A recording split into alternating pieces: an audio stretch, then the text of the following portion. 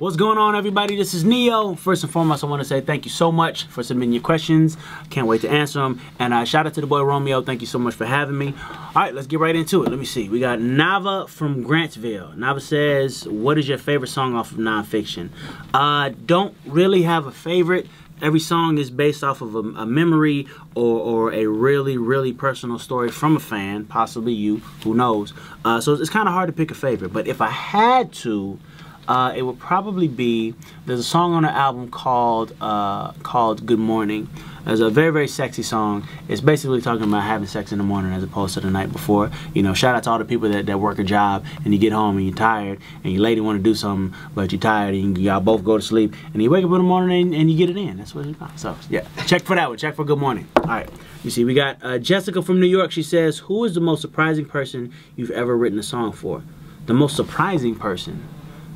That's an interesting question. Surprising how? Like surprised me, or y'all would be surprised to know that I work with this person? I'll answer both. Okay. Surprised me, definitely Celine Dion.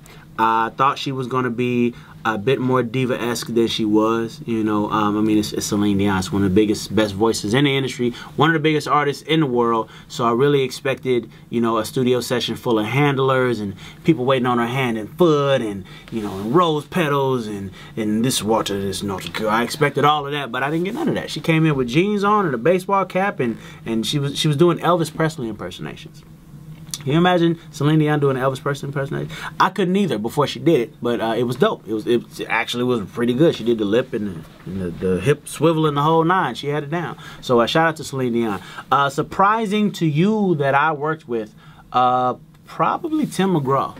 I did a song off of my last album, R.E.D., with Tim McGraw, which is actually one of the coolest sessions that I ever did. Mind you, normally when I work with somebody, it's in a studio setting, coming to the studio, business. That wasn't the case with Tim. Tim actually invited me to his house, or his estate is what you have to call a house that size, because it was like a damn city block. It's a really, really big house. And I met the kids, and Faith cooked me chicken, and it was the best writing experience I ever had in life. So shout out to the boy Tim McGraw. We need to work again. All right, let me see. Moving right along. Tiffany from Salt Lake City. Where do you get your inspiration to write songs? Well, Tiffany, you haven't been paying attention.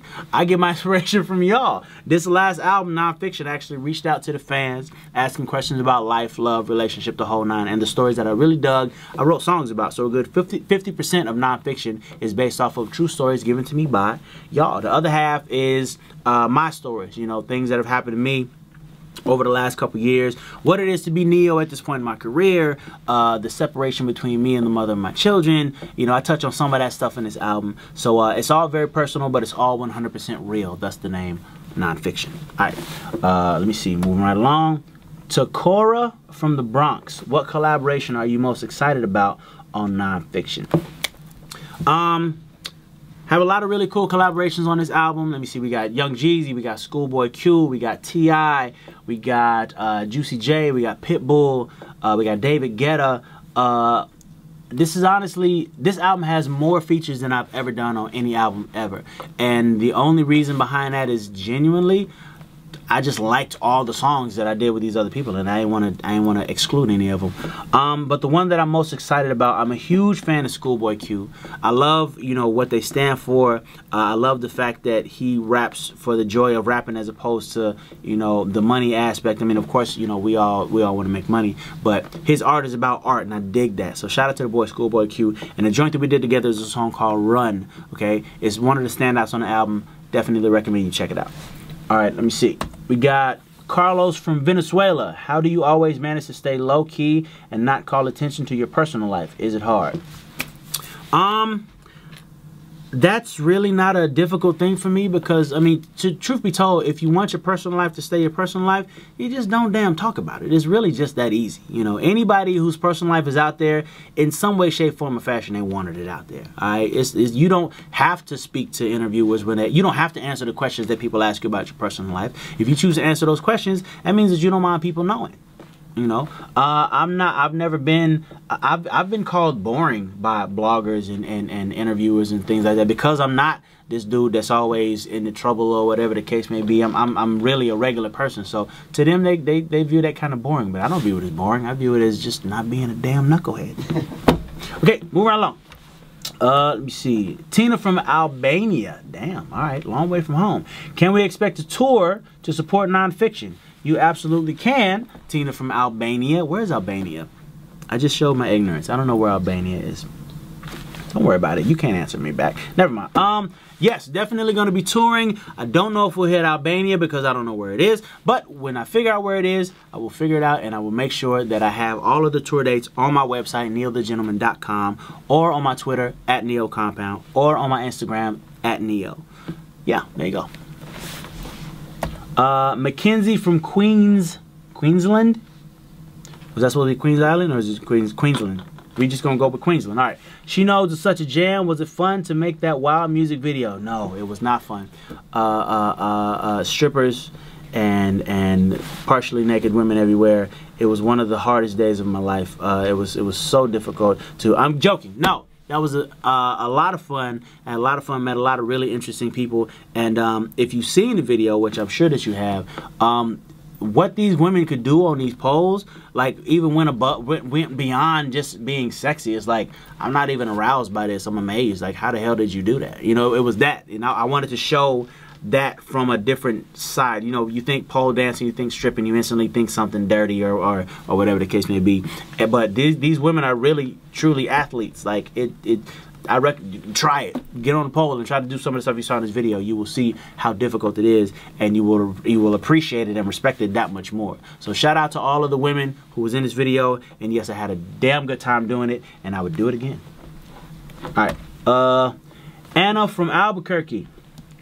What has been the most embarrassing thing that has happened to you on stage? Damn you, Anna. You gonna make me relive this, ain't you? All right, most embarrassing thing. Well, I've had my fair share of embarrassing moments on stage, but I gotta say the most embarrassing thing that has ever happened, it was right around the time of my first album, and it was a birthday party for Angie Martinez, as a matter of fact. You know Angie Martinez. So I just came out, mind you, my first album. I was going to perform So Sick because at the time it was one of her favorite songs. I was supposed to be a surprise. So they introduced me. I walk out on stage. The music is playing. Now, mind you, let me set up a little backstory here. Okay, so we're in a theater, right? So there's a big black stage, and there's an orchestra pit.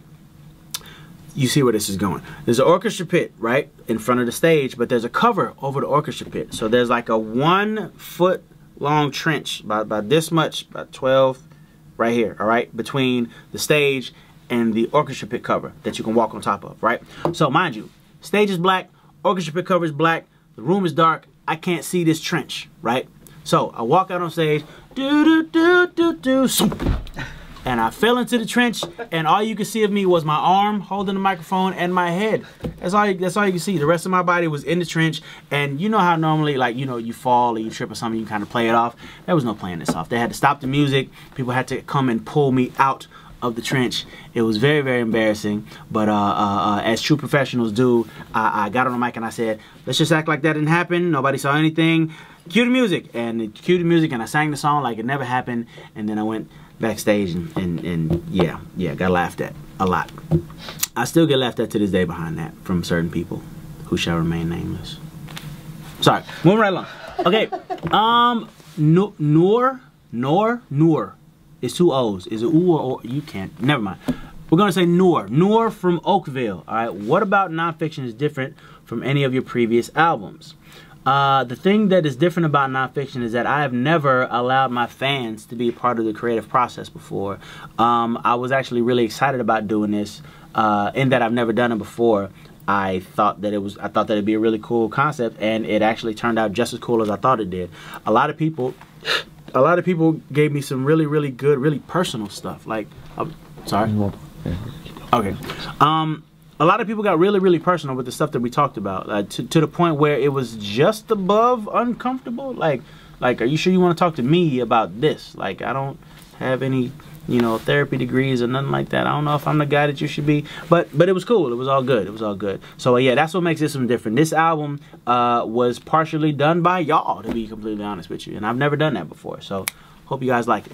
All right, we're gonna get into one more. Caleb from San Antonio. You've been in the game for a minute now. Yep, about 10 years, decade. Have you noticed the industry changed since you started? Yeah. When I first got in, people still bought CDs. That was, you know, the main way that you got your music when I first got in. There was no downloading and all that stuff just yet. Well, I mean, it probably existed, but it wasn't as popular as it is now. You know, when I got in, you could still sell 2, 3, 4 million records. You know, nowadays that's not as common because of the downloading and, you know, all of that stuff. So that's definitely one change.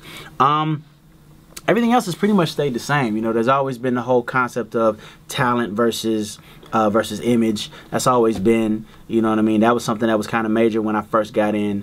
They were really concerned about what my image was going to be, and I wasn't. I was like, let me just do these songs. Like, my image isn't going to matter when people hear this music because it's relatable and it's good. I didn't have an ego. I had a little bit of an ego. I had a little bit of an ego. I'm not even gonna lie to y'all. It's nonfiction, okay? We're not lying. I had a little bit of an ego. I knew the music was good. It felt good to me, and I felt like it would feel good to y'all. It doesn't matter what I look like. But then I started working with some stylists, and now that is why I wear the stylish suits that you guys like so much. Yeah, that was a help from those stylists, and then, you know, I started doing my own thing. I ramble. Sorry, got off subject. No, I didn't. Yeah, so that's the changes. Okay. I think I don't have any more time, y'all. I think I gotta go.